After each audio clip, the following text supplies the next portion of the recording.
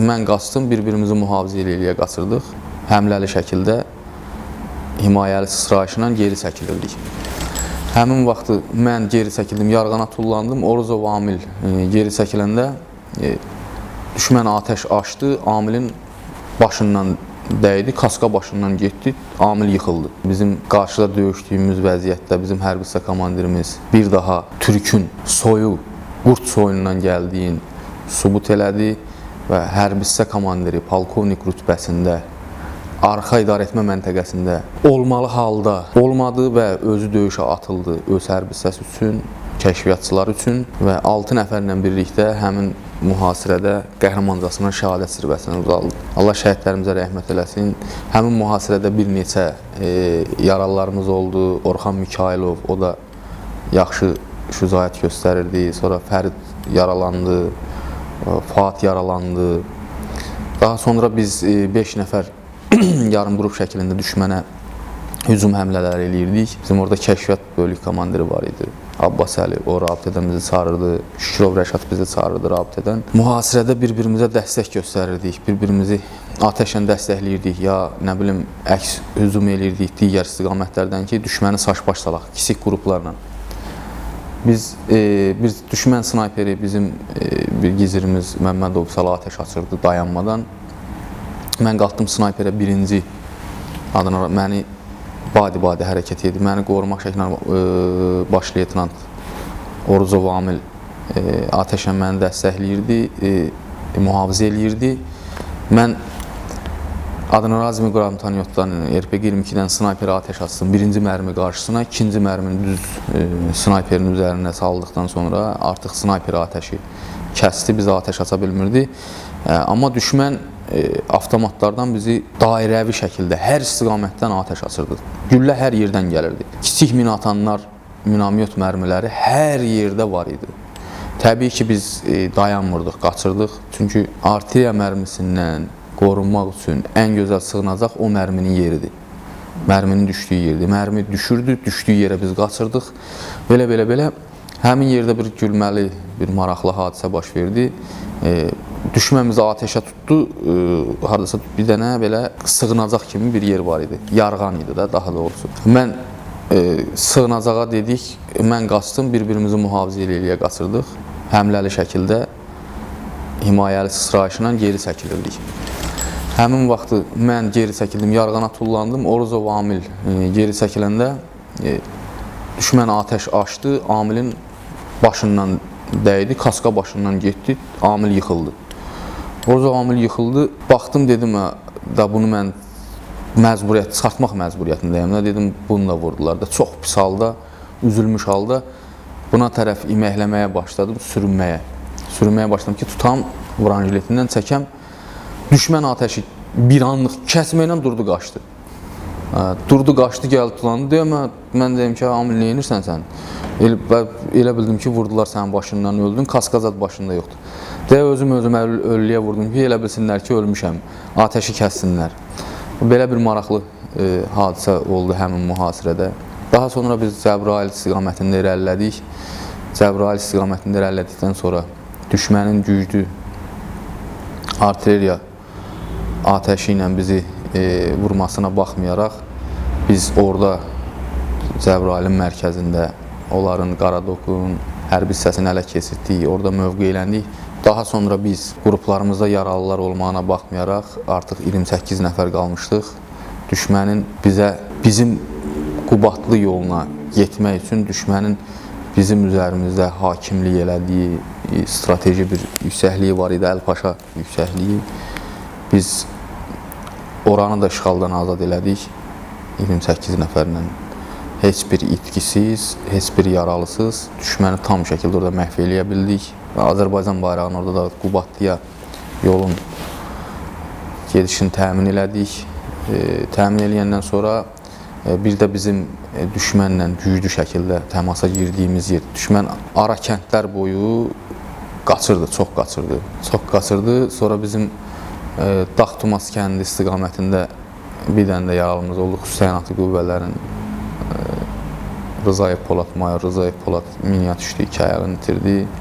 Sonra Cəbrayılda bir Kənan var idi. Kənan yaralanmışdı daban hissəsindən. Sonra artıq düşmən bizlə çox orada güclü müqavimət göstərdiyinə görə biz artıq Füzulidə mənim olduğum 1-ci qrup komandiri artıq yaralandığına görə Füzuli rayonundan etibarən sentyabrın 27-sindən etibarən mən qrup komandirinin vəzifələrini icra edirdim.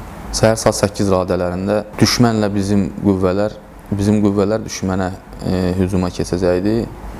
Düşmən də həmin istiqamətdə KS-19-lardan, toplardan istifadə edirdi və tank əleyhinə raketlərdən istifadə eləməsinə baxmayaraq bizim bölmələr döyüşə-döyüşə irəliləyirdi həmin istiqamətdə. Biz 11 nəfər xüsusi təyinatlı qrup digər qruplardan da komplektləşdirib düşmənə hərəkətə başladıq.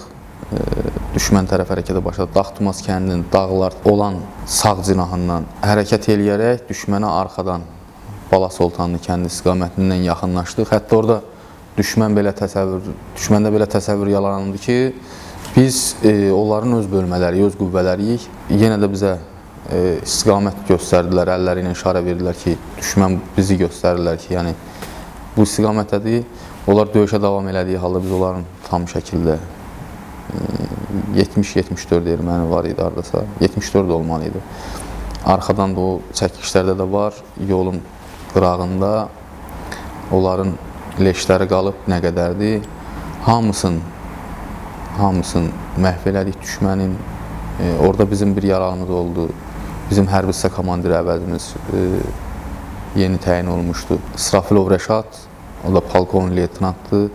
O da bizim Türk olduğumuzu, bizim soyumuzun qurd olduğunu orada sübut elədi ki, faktiki olaraq polkovnik olmağına baxmayaraq o bir kəşfiyyatçıdır. Kəşfiyyatçılarla çiyin-çiyinə döyüşür. O da orada yaralandı, Muxtarov Rasim yaralandı orada, Dadaşlarda Kamran yaralandı orada, hal-hazırda onlar da qazidirlər. Beləliklə biz Qubadlıya da girişi Allahın izni ilə təmin eləyə bildik. Bizim bölmələrimiz irəliləməyə başladılar. Bizim bölmədən bir nəfər var idi ki, digər bölməyə müşahidə edim. Abdullayev Hasilin özü, onun vəzifə borcu müşahidə cihazından düşmənin mövqelərini müşahidə eləməkdir, amma buna baxmayaraq döyüş atılmışdı. Sonra bizim Yunisli Tural var idi. Başqa bölmədə olmağına baxmayaraq əvvəlki müharibələrdə bizlə iştirak eləmişdi. Təkidlə mənə dedi ki, mən qrupuma qayıtmaq istəyirəm, köhnə qrupuna, mən də qrup komandiri idim. Hərbi hissə komandirinə məruz elədim. Onu yenidən bizlə bərabər, onun da vəzifə borcu deyildi. Başqa bir bölmədə xidmət eləməli idi, amma yenidən gəldi. Öz döyüşçü yoldaşlarıyla bir yerdə döyüşdü. Hətta sizə deyim ki, bir çox qazilər deyir ki, bizim əlimiz olmasın, ayağımız olmasın, sürünərək düşmən üzərinə gedəcəyik. Bunu bizim qazilər sübut elədilər. Bizim Fərzalzadə Ruslan, Paşazadə Vüsal, Rüstəmov Elməddin başından aldığı ağır yara, Fərzalzadə Ruslanın əli yox, gözü yox, gözünün biri yoxdur, kördür, tam kördür, görmə qabiliyyəti yoxdur, bir əli də yoxdur. Olmadığı halda Paşazadə Vüsal, yəni heç nəyi olmadığı halda bu qazilərimiz bizlə çiyin-çəyinə. Biz düşmən mühasirəsində olanda özümüzə bir yüksəklik tapıb oradan düşmənin təminat yollarının koordinatlarını ötürürdüm. Mən onun təkidlə Ruslana dedim ki, sən çıx get buradan, bura sənlik deyil, bu müharibə siz artıq elədiyiniz eləmişsiniz. Deyir ki, mən getmirəm, mən sənin nə desən onu eləyəcəm, amma mən burada qalmalıyam. O uşaqlar, o qazilər yenə də yenidən döyüşçülər ölənə qədər döyüşür sözün sübut elədilər və onların əli olmasa, qolu olmasa, saydığım qazilər sürünərək gedəcəyik sözün bir daha sübut elədilər bu müharibədəki. Biz həmişə vətənimiz üçün, millətimiz üçün, dövlətimiz üçün, bayrağımız üçün ölməyə, xırıldayıb ölənə qədər döyüşməyə hazırıq. Bu günlərim o qazilər də bunu sübut elədilər. Bizim Nəsirov İlyas şəhid qardaşımız, hətta bir yaralı ilə digər bir hərbi hissənin içinə qədər irəliləmişdi. Qasımov Baba ilə Nəsirov İlyas düşmənin mövqelərini işğaldan azad elədikdən sonra istirahət üçün, komplektləşmək üçün, daha doğrusu silah-sursat götürmək üçün öz aldığımız kənd, Padar kəndi istiqamətində bir evə yaxınlaşanda düşmən raketlə o evi vurmuşdu. Bizim qrupun 4-5 nəfəri orada, bizim qruplardan 4-5 nəfər orada şəhadət zirvəsini uzalıb. Yəni düşmən İlyas kimi oğulları, baba kimi oğulları qarşı-qarşıya öldürməyə qeyri-mümkün idi. Hətta İlyas Nəsrovun, yəni İlyas Nəsrov kəşfiyyatçılar arasında böyük bir nüfuza sahib olan kəşfiyyatçılarımızdandır. İlyas Nəsrovun ölümün düşmən öz informasiya kanallarında böyük şəkildə yaymışdı. Bütün dünya zar çəkmişdi ki, yəni biz belə Azərbaycanın belə bir kəşfiyyatçısını, cənab prezidentin İlham Əliyevin belə bir diqqət qayğı göstərdiyi adamı məhv eləmişik. Hətta onu Azərbaycan saytlarına da onların hakerləri atmış, YouTube kanallarında paylaşmışlar ki, biraz hardasa ruh yüksəkliyin aşağı salsınlar. Amma onlar bunu fikirləşmirdilər ki, Azərbaycan əskəri iki şey üçün döyüşər. Bir qisas, bir də ki, əskər düşmənə nifrətindən deyil. Əskər geridə buraxdıqların çox sevdiyindən döyüşər. Düşmən bunu anlamırdı. Düşmən neynəsə də, yəni yenə də məğlub oldu. Biz o qələbəni şəhidlərimizin, qazi qardaşlarımızın sayəsində, döyüşçü yoldaşlarımızın sayəsində xalqımıza yaşatdıq. Müharibədən bir neçə gün qələbədən sonra bizim bir şəhid qardaşımız Vasif Məhərrəmov şəhid oldu. Mənim döyüşçü qardaşlarım inciyər, birdən ki, mən onların çoxlarından sevirəm. Mən belə bir deyim var. Əgər bir millətin, bir dövlətin məktəbində şəhadət varsa, o millətin, o dövlətin, millətində, xalqında əsarət olmaz. Biz azadlığımızı o şəhidlərimizə, qazilərimizə borcluyuq. Cənab prezidentimiz dəmir yumruğu müharibədə baş qaldırıb. Dəmir yumruğu düşmənə qaldırıb. O dəmir yumruq tam şəkildə bizdən ibarətdir. O dəmir yumruq bizik. Biz, cənab prezident Qarabağ Azərbaycandır dedi, Qarabağı Azərbaycan elədik. Biz o şəhidlərin sayəsində, o qazilərimizin sayəsində, döyüşçü qardaşlarımız sayəsində Qarabağ Azərbaycan elədik. Cənab prezidentimiz, Ali Baş Komandanımız bundan sonra haranı desə ki, Azərbaycandır, biz oranı Azərbaycan eləməyə hazırıq. Sağlamlığımın 61%-ni itirməyinə baxmayaraq, cənab prezidentimiz, Ali Baş Komandanımız, bizim komandirlərimiz ilkin hücum əməliyyatı, döyüş tapşırığı verdiyi halda tam şəkildə tapşırıq icra eləməyə, o döyüşə getməyə tam hazırıq. Qazi olsaq da, yaralansaq da, ayağımızın birini itirsək də, bir ayağımızla. Bütün Azərbaycan ordusunun mənsublarına, bütün xüsusi təyinatlıların mənsublarına, xidmətlərində uğurlar arzulayıram. Buradan şəhid analarından, şəhid valideynlərin əllərindən öpürəm və onlardan üzr istəyirəm ki, biz qələbə sevinclərimizi onların kədərləri üzərində qurmuşuq. Buradan döyüşçü qardaşlarım, döyüşçü yoldaşlarım, qazi qardaşlarım, şəhid qardaşlarıma demək istəyirəm ki, onlar mənim həyatımda bir iz buraxıblar. Onlar mənim heç vaxt xatirələrimdən silinməyəcək. Mən həyatımın ən gənc çağların, ən gözəl çağların, ən şərəfli çağların, ən vicdanlı çağların onlarla yaşamışam, onlarla keçmişəm. Onların mənim xatirələrimdə dərin bir izi var. Həmişə də söz vermişəm, onları qəlbimdə gələcək nəsilə, nə qədər ki yaşım var, nə qədər ki yaşayıram, Allah nə qədər bizə ömür verib, gələcək nəsilə çatdıracam.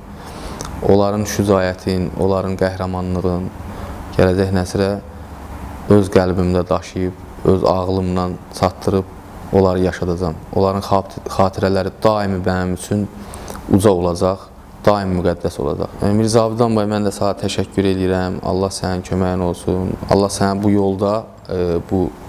yolda çəkdiyin əziyyətləri yerdə qoymasın.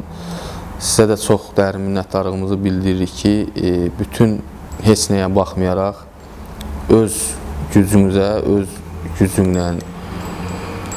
bütün bizim şəhidlərimizin xatirəsini əbədləşdirirsiniz, bizim dilimizdən, bizim vasitəmizdən əbədləşdirirsiniz və digər döyüşçülərimizin, əziyyəti olan hərbi qulluqçularımızın sözün əsl mənasında haqlarının itməsinə imkan yaratmırsınız. Onların elədiklərini gələcək nəsillərə ötürməkdə, həmçinin vətənpərvərlik ruhunun aşılanmasında böyük bir səy göstərirsiniz, əməyiniz var. Haqqınızı sizlər də bizə halal eləyin. Çox sağ olun, minnətdarıq sizə.